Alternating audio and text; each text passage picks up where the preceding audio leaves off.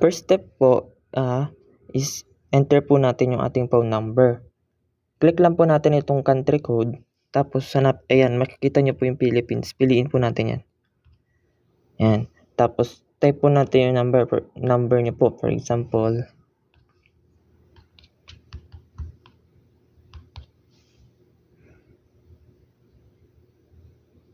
next.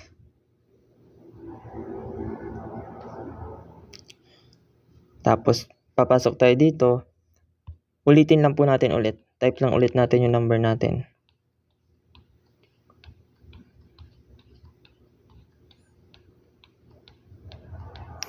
Philippines. Yan. Type natin yung number natin dito. Same number lang din po na ginamit kanina. Tapos, login yan. Yan. Complete. Registration nyo na po.